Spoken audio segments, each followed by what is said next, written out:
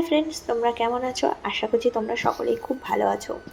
আজকে চলে আসলাম নতুন একটা ব্লগ ভিডিও সঙ্গে নিয়ে। টাইটেল আর থাম্বনেল দেখে তোমরা সকলেই বুঝে গেছো যে আমরা কোথায় যাচ্ছি। ব্যাঙ্গালোরে থেকে আদিযোগী দর্শন করব না তা কখনো হয়?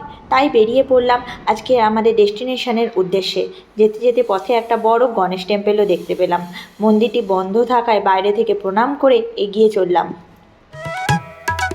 অনেক দিন ধরেই মনে হচ্ছিল যে আদিযোগী দর্শন করব। আদিযোগী দুটি জায়গাতে অবস্থিত, তামিলনাড়ুর কোয়েম্বাটোরে আর একটি হলো ব্যাঙ্গালোরের চিকবাল্লাপুরে। দেখতেই পাচ্ছ এখানকার আবহাওয়া কতটা সুন্দর। এই যে এখানকার জ্যাকপুর অ্যারোড্রোম, এখানে গিয়ে তোমরা মাইক্রোফ্লাইট ফ্লাইংও করতে পারবে। ওরা পুরো ব্যাঙ্গালোর তোমাকে ঘুরিয়ে দেখাবে উইদিন 10 মিনিটসের মধ্যে। 10,000 ফুট ওপরে নিয়ে গিয়ে এবং 120 কিলোমিটার পার আওয়ার্সে ওরা তোমাকে রাইড করাবে। তোমরা চাইলে উইকেন্ডে এসে এখানে ঘুরে যেতে পারো।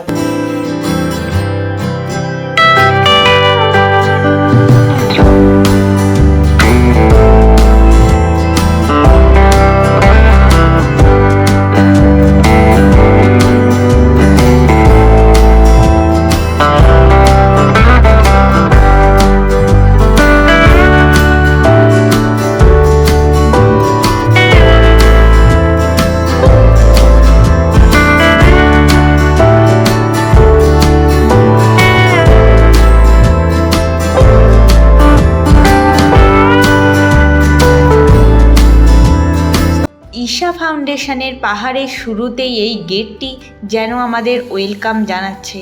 হ্যাঁ, এটাই আদিযোগীর প্রবেশদ্বার।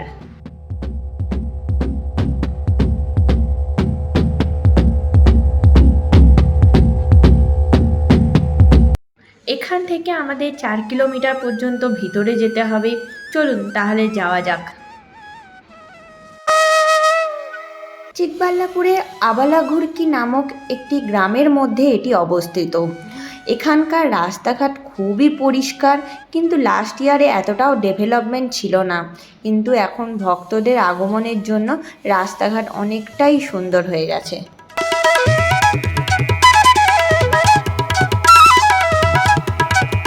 চারিপাশটা দেখো কতটা সুন্দর, তাই আমরা দুজনে দাঁড়িয়ে একটু ফটোগ্রাফি করে নিলাম।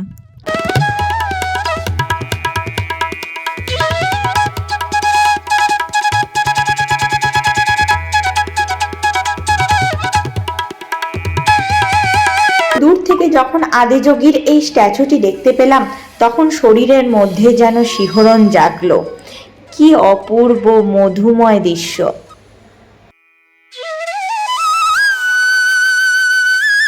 তাহলে শেষমেশ আমি আর আমার সঙ্গী পৌঁছেই গেলাম the statue of the Adiyogi. উইকেন্ডেতে এলে এখানে সব থেকে বেশি ভিড় থাকে। এখানে আসার জন্য আদিযোগীর গেটের পাশেই বাস আর ট্রাভেলার দাঁড়িয়েই আছে। এখানে বাইক, কার, বাসের জন্য আলাদা আলাদা পার্কিং প্লেসও আছে। পার্কিং চার্জেস বাইক রাখার জন্য 20 টাকা, কার রাখার জন্য 50 টাকা আর বাসের জন্য 100 টাকা। ঢোকার সময় ফ্রিতে জুতো রাখার জন্য সুব্যবস্থা আছে এবং বেরোনোর সময় পিছনের গেট থেকে জুতো সংগ্রহ করতে হয়। মন্দিরে ঢুকতেই প্রথম দর্শন নাগ দেবতা অর্থাৎ নাগাশ্রী। কথিত আছে যে সদ্গুরুর মতে নাগ দেবতা হলো যিনি স্বাস্থ্য সমৃদ্ধ বাধা অতিক্রম করে এবং জীবনকে রহস্যময় মাত্রা অন্বেষণ করে। এর মধ্যে ফটো ভিডিও তোলা নিষেধ, বাইরে থেকে ভিডিওটি তোলা। নাগ দেবতার দর্শন সেরে আমরা ভোলে বাবার দিকে এগিয়ে চললাম। সামনের মাঠটি পেরিয়ে আমরা বাবার কাছে পৌঁছাবো। পুরো মাঠটি ছোট ছোট পাথর কেটে কেটে বসানো। প্রচণ্ড রৌদ্রে যাতে পা পুড়ে না যায় সেই দিকে খেয়াল রেখে ঈশা ফাউন্ডেশনের কর্মীরা কার্পেট পেতে রেখেছেন। খুবই সুন্দর একটা পরিষেবা। শিবা, যিনি হলেন অন্ত এবং আদি, যাকে কখনোই পরিমাপ করা যায় না। 15 জানুয়ারি 2023 সালে আইকনিক ফেস অব আদিযোগী সদ্গুরুর দ্বারা প্রতিস্থাপন করা হয়। উচ্চতা 112 ফুট এবং 500 কেজির স্টিল দিয়ে তৈরি করা হয়েছিল এই স্ট্যাচুটি। এছাড়াও এখানে রয়েছে নন্দী মাতার মূর্তি। নন্দী হলো শিবের বিশ্বস্ত সঙ্গী ও বাহন। পুরাণ মতে নন্দী মাতার 4টি পা হলো সত্য, ধর্ম, শান্তি ও প্রেম প্রতিনিধিত্ব করেন। নন্দীকে প্রায়শই শিবলিঙ্গের সামনে চিত্র করা হয়, যা সর্বশক্তিমান এবং সর্বোচ্চের প্রতীক। এছাড়াও এখানে একটি ত্রিশূল শোয়ানো অবস্থায় আছে। ত্রিশূল মানে ভগবান শিবের ত্রিমুখী অস্ত্র, যার দ্বারা ভগবান শিবকে প্রতিনিধিত্ব করে। ত্রিশূল দ্বারা শক্তি নিয়ন্ত্রণ এবং বাধা অতিক্রম করার ক্ষমতা রাখে। ত্রিশূলের কথা বলতে গেলে এখানে 3টি ডাইমেনশনের কথা বলতে হয়। প্রথম ডাইমেনশনটি হলো তুমি, দ্বিতীয় ডাইমেনশনটি হলো তুমি এবং তোমার চারিপাশে তুমি যা দেখছো, তৃতীয় ডাইমেনশনটি হলো যার সম্পর্কে তুমি কিছুই জানো না, যার কোনো শেষ নেই, শিবা।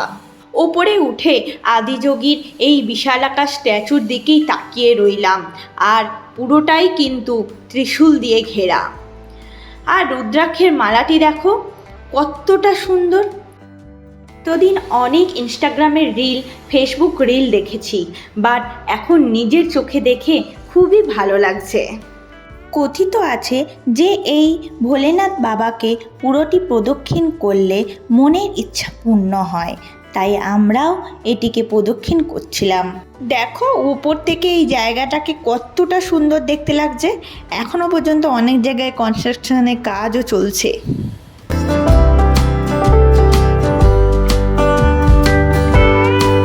প্রদক্ষিণ করতে করতে হঠাৎ করে পিছনের দিকে এই দরজাটি দেখতে পেলাম। হয়তো কোনো কাজের জন্য ওরা এই দরজাটি করে রেখেছে।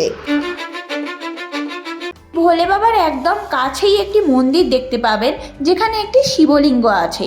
এখানে বসে ধ্যান করতে পারবেন। নাইটে 7টা থেকে 7:30 পর্যন্ত এখানে লেজার শো হয়, এবং এই লেজার শো দেখার জন্য অনেক দূর দূরান্ত থেকে মানুষজন আসে। লেজার শোয়ের ভিডিওটি আমি পরবর্তী ভিডিওর মাধ্যমে তোমাদের কাছে নিয়ে আসব। ততক্ষণ সবাই ভালো থেকো, সুস্থ থেকো। ওখানে তোমরা অনেক আশেপাশে হোটেল দেখতে পাবে। হোটেল থেকে খাওয়া দাওয়া করে আমরা বাড়ির পথে রওনা দিলাম। দেখো আসার সময় এই গেটটিও দেখতে পেলাম। গেটটা আলোকসজ্জায় কতটা ভালো লাগছে। যাই হোক, কমেন্টে জানিও নিজস্ব মতামত কেমন লাগলো। ভালো লাগলে একটা লাইক করে দিও। Tata, by.